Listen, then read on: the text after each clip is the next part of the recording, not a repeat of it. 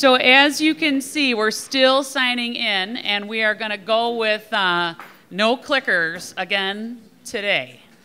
And since we did such a great job in November, and we have a relatively light, although I should knock on wood, we only have one thing we need to vote on today. We're going to stick with the no clickers. So we have quorum, and so we're just going to start. We're a few minutes behind, but I think that's fine. So thank you, everybody, for coming out. And I know it's snowy. I know it's the end of the semester, and that it's a very difficult time for faculty and staff. It's the craziest time of the year. I was talking to someone earlier today, and I felt like it was Thanksgiving yesterday, and now the semester's almost over. And I feel like I'm just flying. So I appreciate everybody taking the time to come out today for the last meeting of the semester. So our next meeting is not going to be until February. So we have a little bit of a time off, but I don't know if you had a chance to look at the agenda yet. And I want to just bring it up really quickly now so you can get your thinking caps on. But at the end of new business, I want to have an open forum, and we're calling it For the Good of the Order. And what that is just, where do you want to see the Senate go? What should be our goals in the spring semester? Because we do have almost 8 weeks that we're off. So what is it that we should be working on? What do you think the Senate should start pursuing that's in addition to what we've already been discussing so far this semester? So we're going to do that at the end, but kind of put your thinking caps on, and when we get to that part, I'm all ears and want to hear what any of your suggestions and things are.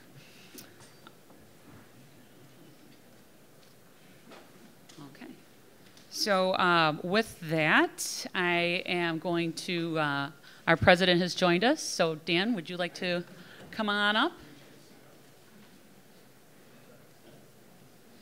Good afternoon. This is the last Academic Senate for 2018. Quite an auspicious occasion. You know, at this time of year, as the days get shorter and darker and colder, we tend to be a little more introspective, and we look at some of the break points in the year to give us hope and light, in hopes that the sun might come back someday. So, in that vein, you know, we started with SUNY Erie, redefining it as a place of efficiency, relevance, innovation, and entrepreneurship. And so in terms of efficiency, I think we've really turned the corner in terms of our finances and budget. We passed the first balanced budget in 6 years without raising tuition or fees or dipping into reserves. And for my first year, we put $3 million back into the reserves. And this year, it looks like we're going to put another $1 million back into the reserves. So, and we're gaining the trust of the county legislature because of our fiscal efficiency. In terms of relevance, we've opened, we are now at Northland Workforce Training Center on the east side, which provides a much needed service for that community. In terms of innovation, we've started new programs, very innovative programs, including our partnership with Facebook and a digital marketing certificate. We also had Ignite Buffalo here on our city campus, which was a source of revenue for us, and being able to lease our very attractive buildings for other sources of funding. And in terms of entrepreneurship, just last week, we partnered with Citibank for $200,000 to name that lounge. I don't know if some of you saw that, but for a little kiosk, which is just a tablet on the wall, they are giving us $200,000. The only reason they're doing that is because of the quality of our students and our programs. They want first dibs on our students for their own workforce development. And so that's a credit to all of you and the work you do with them, that we're attractive to industry like that. Oh, and the big thing is Middle States. right? I think we've, no, I almost forgot, no small thing. But, you know, just a year ago, we were placed on warning around Thanksgiving. And it's nothing short of a miracle that we've been able to address standards 5 and 6. See how quickly it goes away? Those standards. I'm happy to forget them. But it looks like we have a monitoring report where we can show that we're doing assessment in a sustainable manner. I think they'll be still happy with where our finances are. They had 2 recommendations with regards to governance, and so we have been in close contact with our board members to provide some rules of the road so they stay in their lane and we stay in ours. So that's a credit to all of you in terms of coming together and getting off warning. So I think we have a lot to be proud of. I think we've done a lot in 1 year. So let's give you all a hand for that accomplishment. Just want to wish you and your families a warm holiday season. And thank you again. I'm proud to be your president, and I look forward to the new year together. Thanks. Thank you.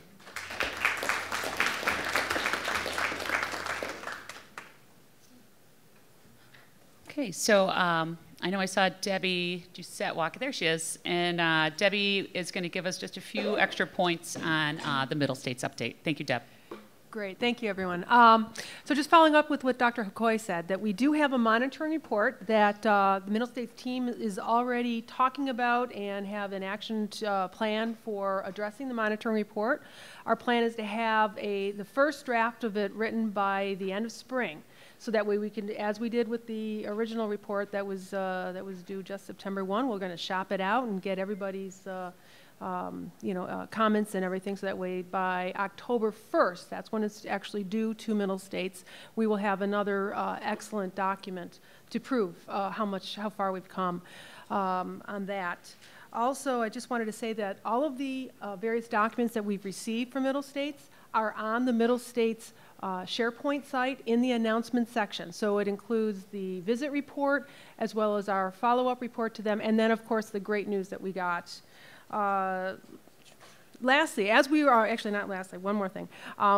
As we are thinking about this monitoring report and the upcoming self-study, one of the things that we do need to start making sure we address are all of the great news that we have done in continuous improvement. So we're already talking within IPA and various other locations to see how can we elevate exemplary examples. So if you think of things that, that we're not hearing about, let us know, and we are going to have a Middle States email now. So we'll be announcing that Middle States email, so you can go directly to the Middle States team with any information or questions that you have.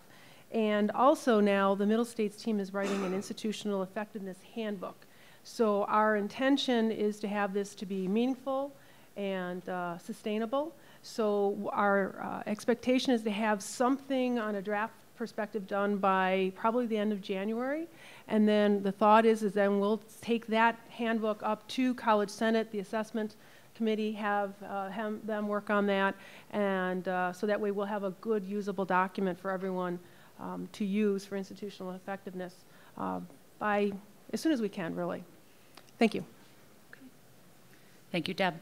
So I have the Middle States site up behind me. You can find it once you are logged into the portal. You can go right down here to governance and planning, and you'll see Middle States accreditation. And then there's all the information over here on the right-hand side of the page. So it's got the visit report, the action letter, and then the SUNY Erie response. So all of that is there for you to peruse it during, finals. Because you have nothing else to do, right? But maybe afterwards. So next up on our agenda, we have some old business. We have the General Education Committee. Erickson Nealon's got hit with the stomach bug, so Bill Falls is here if there's any questions. But we have had the ILO rubrics have been a part of the last couple Senate meetings, and we've had a lot of back and forth and feedback as far as wording and tenses and things like that. So let's see, there it is. So it is at the time that I would like to ask for a motion to approve and implement the proposed SUNY Erie ILO outcome rubrics for standards 1 through 8. Thank you, John. Paul, second. Okay. Is there any discussion on the motion? Any questions for Bill?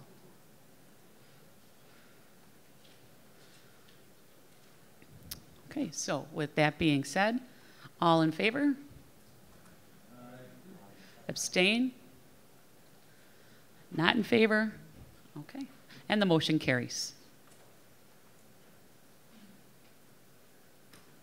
Okay. Thank you. That was a lot of hard work. So I want to also thank the General Education Committee and all the assessment mentors and everybody else that they pulled in as experts to work with their team to get these rubrics up and running and worded so that we can implement them as we're moving forward, especially with the next monitoring report that is going to be due for Middle States. So thank you, everybody, for your hard work.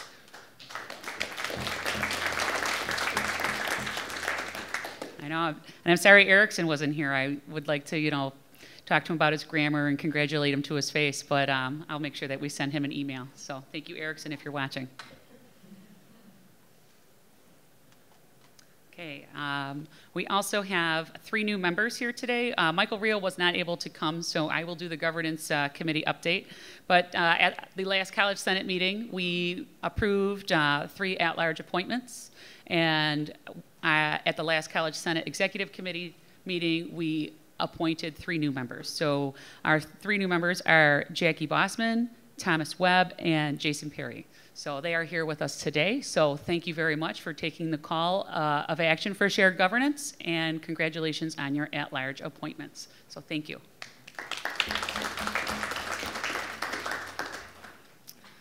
Okay. So do we know if Steve Smith is coming? I saw him a little while ago. So we're going to skip that for right now. We're going to go back to item D, and I'm going to move to the assessment task force update. I know Fabio, there he is. Fabio is here. If you guys recall, we formed a task force of the Senate on assessment last spring, and then all of our work for assessment with Middle States across the college for units and departments exploded, as we all know. So now we're coming back around to this assessment task force, and we have some goals, and Fabio can update us on that. Sure. Hi, just a couple of items on this. You might recall the creation of that task force took place, I believe, at the December 2017 meeting, so it's been a good year. And it didn't get off the ground properly. That was my fault, and I apologize for that. I think what we'll do this time around will be more meaningful anyhow, because we won't be under the pressure of responding to a Middle States warning. But still, we should have done this sooner. What I've suggested is that the task force can review really the current charge on our monitoring report request from Middle States, which is, how do we go ahead and make what we've built here sustainable? And that will be our real driving force over the course of the next year, is as we develop that monitoring report and begin to think about the self-study, which Debbie just summarized for us, we will have to really challenge ourselves to make sure that we really are looking at the right data, that we're using that data in a way that's meaningful for us, not for others, but for us, and that we're able to do that in a way that is relatively easy and straightforward. We don't want to add too much complexity to our systems. We have enough of that in everyday life as it is. And so the charge of this task force really morphs a little bit to the consideration of current policy as opposed to the development of new policy.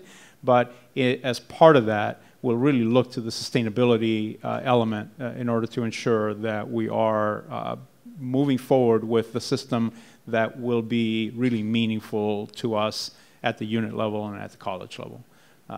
We also, I want to just point to in addition to the Middle States cycle that is hitting us in 21, 22, 2021, 2022, I also want to mention that at the same time, we'll be reviewing our strategic plan, so that in 2020, 2021, we'll be doing that review as well. So this will be a very reflective time for us in a year or two. And as we start doing that work, we will want to always ask ourselves the question, why do I want to see this data? What is its meaning for me? How am I going to use it? So that we start to do away with data for data's sake, and we start replacing it with data that really are meaningful to the work that we do in everyday, the work of the units, both on the academic and administrative side. So that's the overview. There is a membership list that we got from that December 2017 resolution. We'll be going by that, but if there are any changes to the membership, I'm sure the Senate can consider those and maybe add additional members or change people around a little bit. Any questions, I'd be happy to answer. Does anyone have any questions for Fabio? Okay, while you're up there, I'm gonna just, if you wouldn't mind, Oh yeah, talking about the assessment Absolutely. conference. yes. We have the spring semester for us is sort of a heavy spring assessment conference semester. We also, at the same time, receive the invitation and the call for papers from Middle States, so we'll be receiving that around February or March. I'd like to start to take some of the work we've done and really put it into peer-reviewed publications and conferences, certainly. We've done a lot of work here, and much of it really is innovative and at least regionally points the way to other institutions to do their assessment work. So one of the first spring conferences is the ANNE conference, the Assessment Network of New York. This is attended by probably about 100, 120, 150 assessment practitioners around the state, both from public and private institutions, mostly SUNY, as you can imagine, and provides us with an opportunity to do some intriguing work. You'll see the call for papers right here or proposals. These are presentation proposals.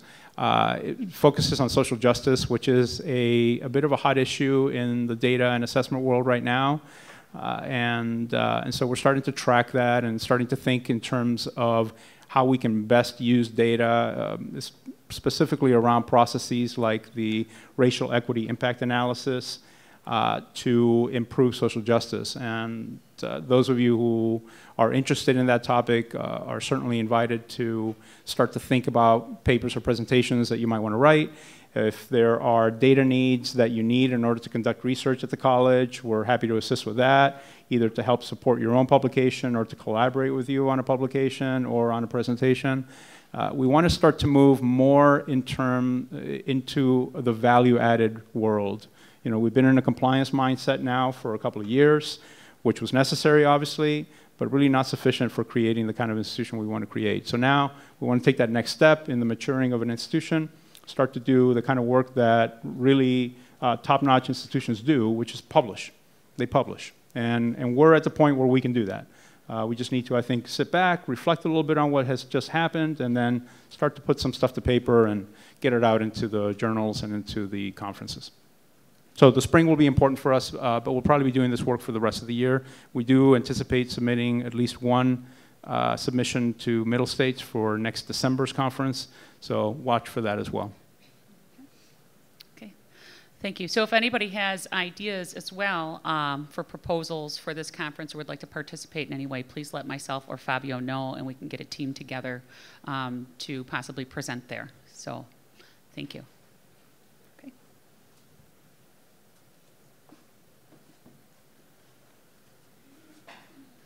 Okay, so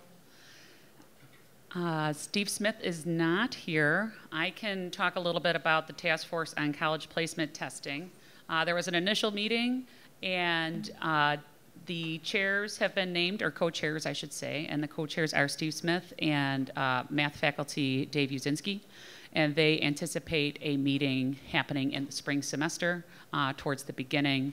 So look for meeting announcements for that. So that's about where they are.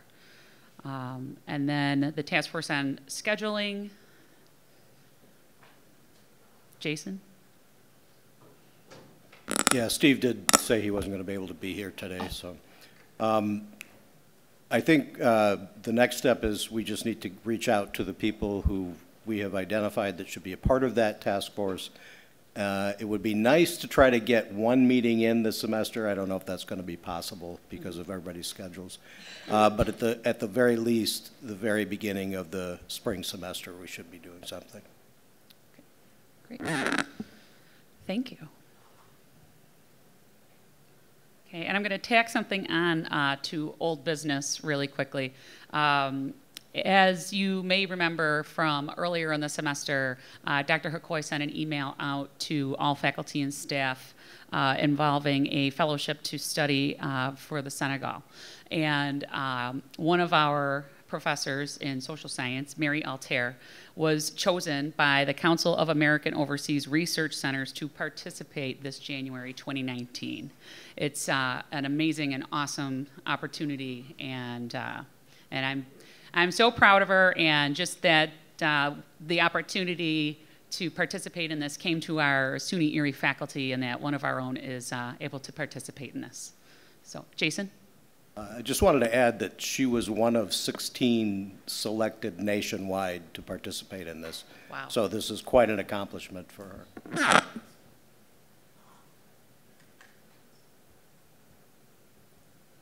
Okay, thank you. That's awesome. Okay, so under new business, we have a Faculty Council of Community Colleges update. Michael Delaney. Hi. The Faculty Council of Community Colleges plenary happened back in October 11th through 13th. Sorry I haven't had an opportunity to report previously. I'll try to keep it very short because there's not a lot I remember about what went on. But one of the things we got spoken to by SUNY Chancellor Christina Johnson, and one of her big initiatives right now is the idea of kind of seriously getting into the mass market online business. And like similar to, you know, what Southern New Hampshire University does and a lot of the other big players in this area, and she wants SUNY to get into this business. I think that there are a lot of unanswered questions. And many of them were posed at the plenary. One of them, of course, being, is this going to be some kind of a centralized SUNY initiative, and therefore, you know, is the income going to go directly to SUNY Central? Is it going to go to the individual colleges? Another comment that she made was, we will have the best professors who are going to be doing these classes when we get into this big mass market online business.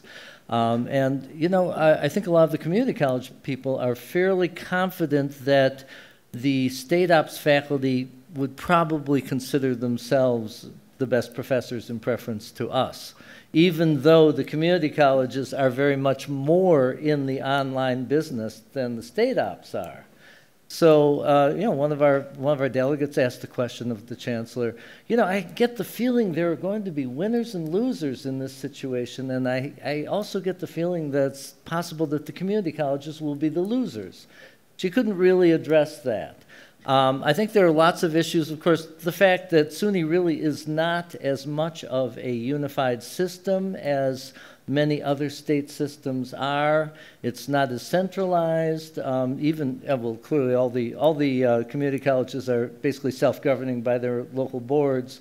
But even the state ops they do things very differently from each other. There's very little consistency across the whole system. So I think her vision may be quite a challenge, but there's going to be, I'm sure, much more conversation about this. Dan, are you all interested in talking about the the conversations that have been going on about community college consolidation? No, but I did want to comment on the online. I think that You need a microphone. Hi. I did want to comment on the SUNY Open. I think I appreciate Mike's concerns. I do think it's one of the things we can excel at. We have a very strong brand in terms of SUNY.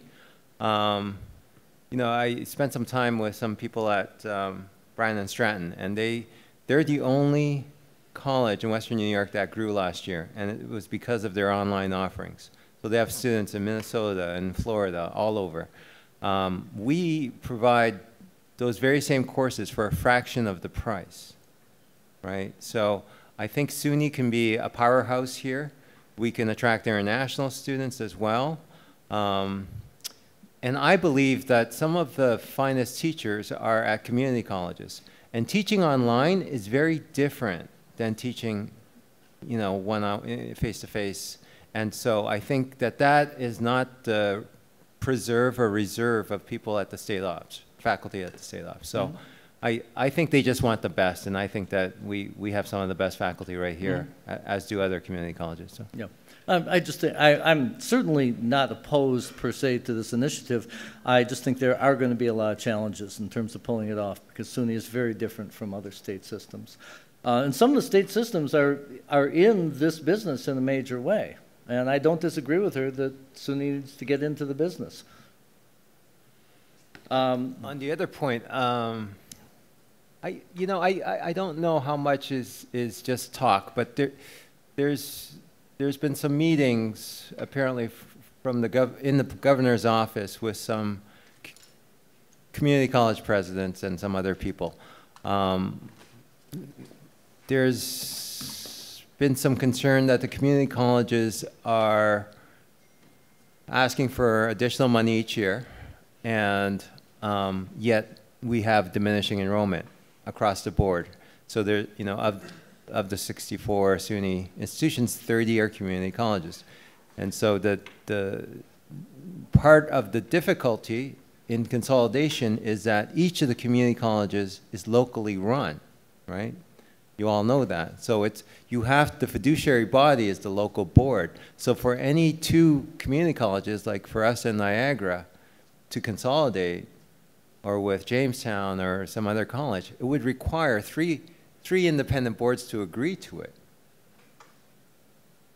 You probably know how easy that is, right? I mean, that's different county executives, that's different political parties. That's, so anyways. So there's been talk of changing the model. I know we've been petitioning for a new business model for community colleges where there would be a floor, meaning that you can predict what you're going to get in advance and that it's not subject to FTE, so that you can plan and you can stabilize and you can look beyond 1 year. There'd be adjusters for FTE and for high cost, high demand programs like nursing. So that's currently in the proposal right now. I'll just share with you the three models that the governor's office has considered. One is like the state of Connecticut, where there's only one community college in the whole state, and everything is a campus thereof. So it's complete centralized administration. Now you can see some of the benefits maybe for the governor's office in terms of control and centralized services. There could be some cost savings there, obviously. The second model is that we would be absorbed by the four-year institutions, right? And therefore help in terms of transfer, 2-year to 4-year, but that we would ultimately be a glorified satellite of Buff State, for instance. And the third model is that we would be run by the regional economic development councils, of which there are 10 in the state. And so, you know, we would have Howard Zemsky basically running one community college in that whole region. So, and these models are being used at other states. So it's not, we're not reinventing the wheel, and some of them have proven to be, very helpful in terms of being more efficient, being obviously, for the governor, being more under his control. Quite frankly, he has no control over the local boards. So, no saying that any of these things are going to happen, but I think we need to be alert.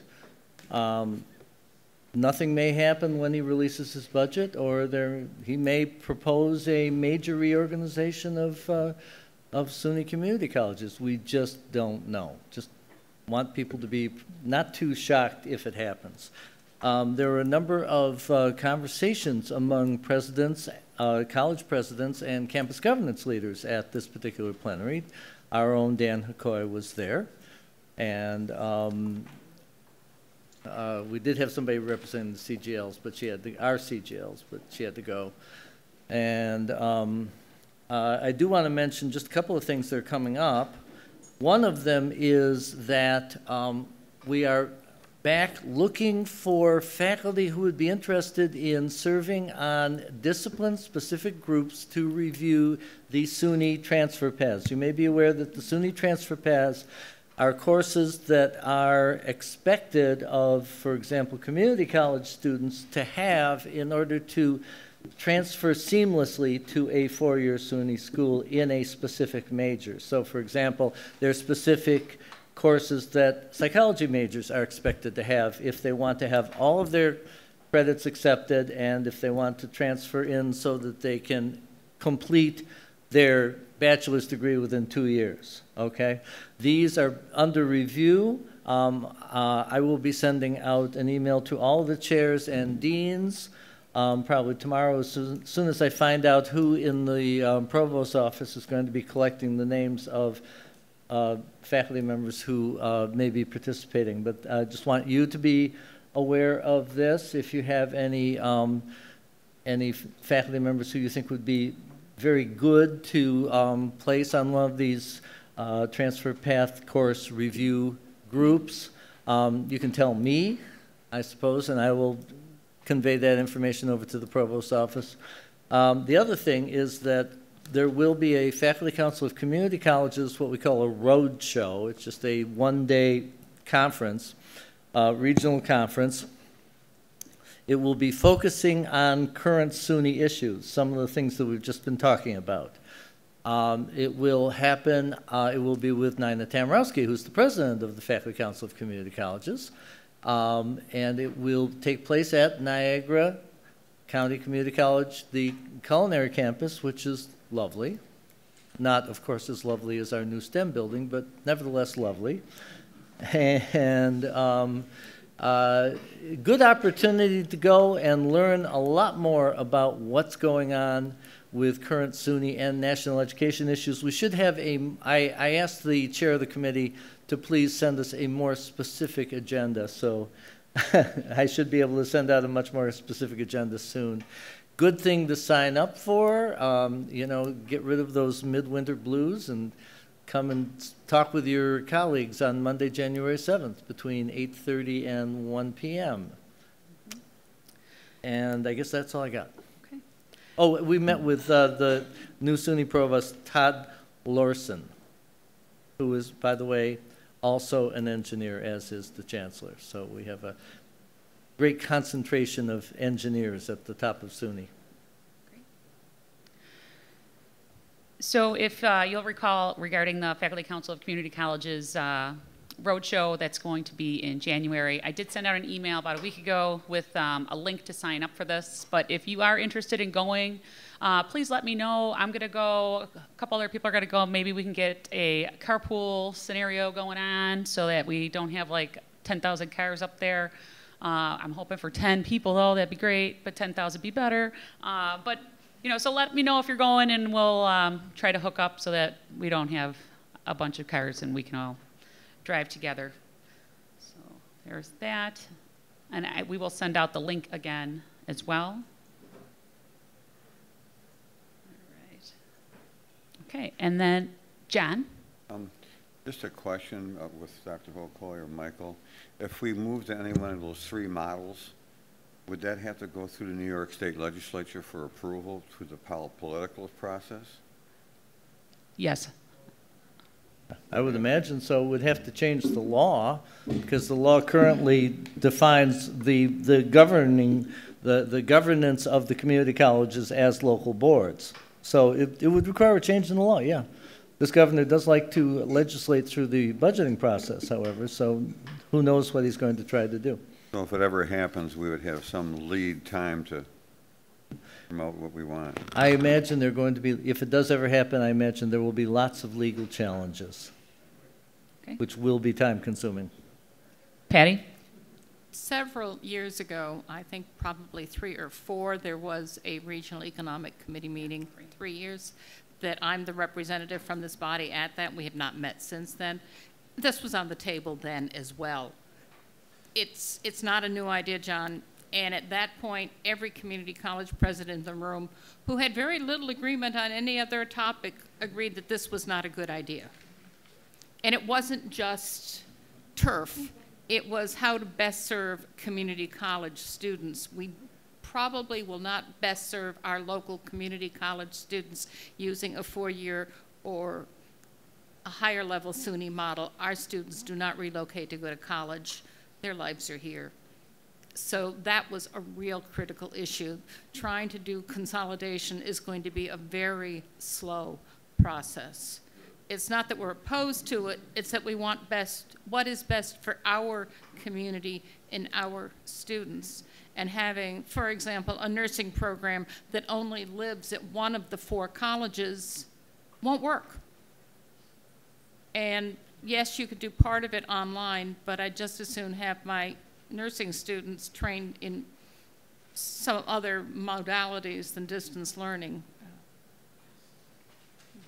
It's going to be very, very slow. I think you and I will be long gone from the college before it happens. Okay. Any other questions or comments on that one? Okay, so moving right along, I'm going to ask Dr. Nora Clark to talk to us about Guided Pathways model. Continuing with what is good for our students. The Academic Roadmap Task Force hosted 2 information sessions last week on the Guided Pathways model. Thank you all for participating in that. And just as a reminder, SUNY has invited applications for community colleges that are interested in Guided Pathways on campuses, and the application is due February 15th, and it will convene September 2019 2020. Basically what it is allowing us to work together with a facilitator to come up with a Guided Pathways framework that would work at SUNY Erie. There are 4 main pillars to Guided Pathways. You're clarifying the path for students so they're making appropriate choices when they apply to the college and into the college. It's their experience outside of the classroom. It is also making sure that they stay on path, and it's ensuring learning. And all of that I know is extremely familiar. We're doing that work, but what happens when you're using the same framework is that it's consistent and cohesive around the entire college. So in our next phase of just bringing awareness to this movement is going to be a book club. The library has, the library has purchased Redesigning America's Community Colleges for the entire campus. So you can go to the library's website, which Colleen is doing.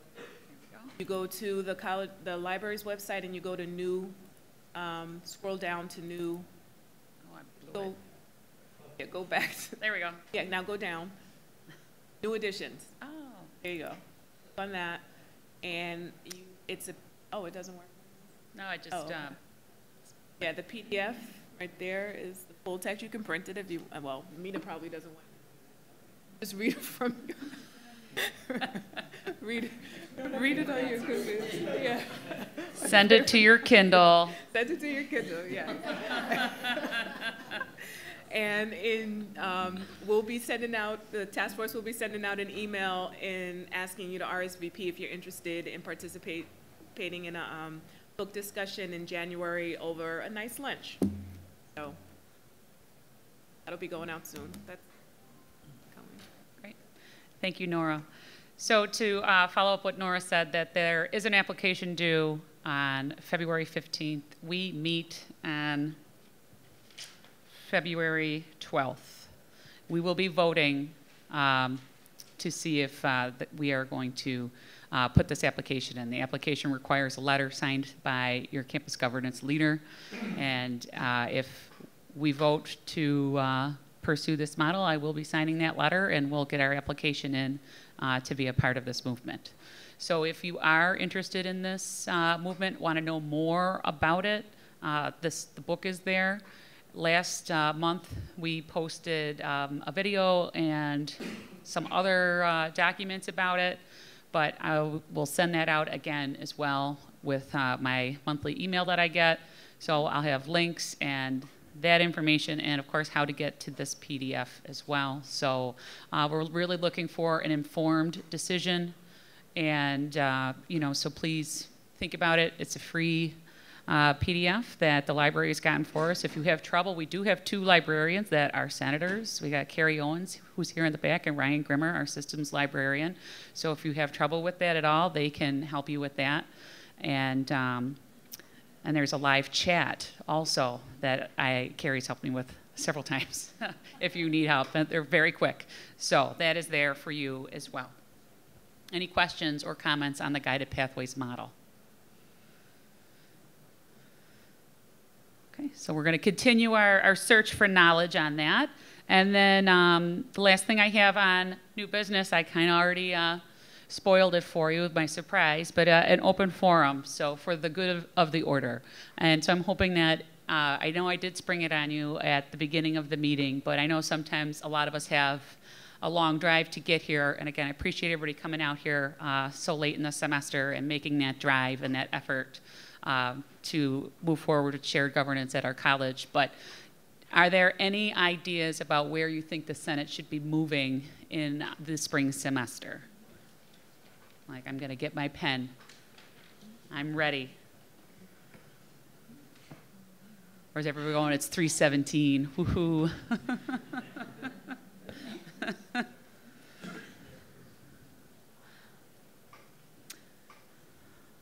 Bueller. Jason? Well, I'll jump in here. This is not a specific topic, but just in a general sense, I think one of the roles of the Senate is to make sure that all voices are included in things that are happening at the college, and also that we are made aware of what's happening at the college in a timely fashion so that we have a chance to discuss it. And that's not meant as a criticism. I just think that's one of the important pieces of this body, is to be able to actively participate in things that are happening, decisions that are being made. So we need to make an effort somehow to make sure that we're involved in everything. I agree. Thank you. Patty? I'd like to jump on that same idea in terms of taking our campus governance to the next step. We're doing a good job. We can do a lot better job. We have a lot of committees on the campus. We have a lot of task forces. We generally have very full Senate agendas. They don't always afford us the time to talk about those issues that we need to be informed about, that we need to make informed decisions. So I would like to see the process of our campus committees, our task forces, integrated back to this body on a regular basis. I chair one of those task forces, and I don't think I've reported back in any kind of meaningful way in a couple of months, and you all shouldn't let me get away with that. So we need to be much more proactive as a body to govern ourselves so that our good governance moves forward. Thank you, Patty. Michael? I'd like to see much better integration of some of the, or all of the academically related college committees with the Senate. The intent from the beginning of the founding of the Senate was that they would become committees of the Senate. I think they've moved closer to that, but I don't think we're quite there yet. I'd also like to see much, much better participation of the faculty in the faculty caucus of the Senate. This is the only occasion the faculty have to get together themselves without other voices in the room and discuss our perspective on a variety of different issues that are coming before the Senate, or may come before the Senate, or perhaps ought to come before the Senate. I'd like to see every faculty senator participating in that particular committee every month so that we can have really robust discussions. I think that's the only way we're going to really get a handle on our role as faculty within the institution.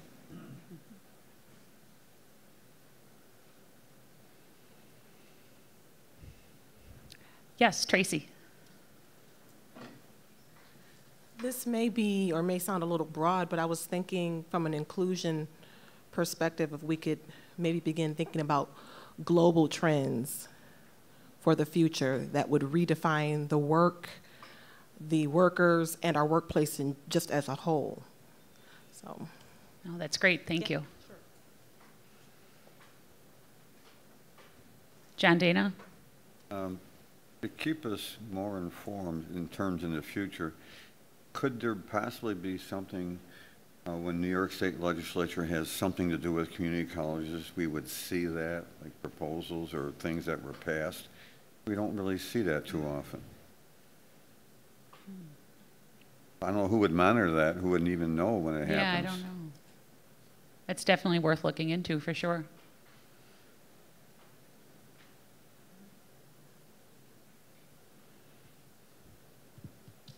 Paul? I woke everybody up, I'm sorry. Just a quickie. I think we need some educational sessions as well. I think we used to do this in the old days. We would bring in some of the people from some of the specialized areas, financial aid, bursar, things of that sort, so that the people in the Senate know what happens around the student and what affects a student and what kind of effect it has when a student drops out, withdraws, gets a grade, things of that sort, so that they have a feel for when a student comes up to them and asks them, hey, can you do me this, or can you help me with that? I think those things are important. Okay, thank you.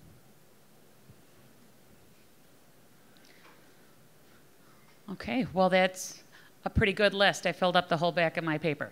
But I can add more if anybody has anything else. Or if you're sitting there and you're like, you know, I'm going to be driving home later and it's going to pop in your head, just shoot me an email. And if you're at home watching the stream and you have an idea, shoot me an email. Patty, you got another idea? It popped back in your head. That keeps happening. I would like to see more people speak, whether it be here, whether it be at the faculty caucus, whether it be at the committees. I'm really bored at looking at the same faces. And I would like to pass the torch on to other faculty. There's an awful lot of work that we have to do here. We saw that during the Middle States, and we all worked really hard. Well, there's still a lot of work, and we all need to work really hard. This is a collective. Our power comes from our collective participation, so I encourage, I ask, I beg the junior faculty to step up. I see them in the room, and let's start figuring out what you need to take some of the leadership roles. Great. All right. Well, thank you. And then I guess to speak on the junior faculty thing, it's just best to just dive right in, trial by fire, because it works. 3 years later, then you're not making as many errors on camera. So. But so I will be sending out an email on Thursday. That's my staff all email day with the different updates and links and attachments for all of the topics that we did discuss today. Please feel free to email me back or email me between now and then if you feel there's something very pressing that you would like me to also include. And it's 3:24, and I just want to, oh, Derek? As a new business item, my understanding is we now have a contract to get paper. Can we have paper now? I heard that we've been under a drought for a while, and we'd like to function again. All right, Derek would like paper. Penny, can you make it so?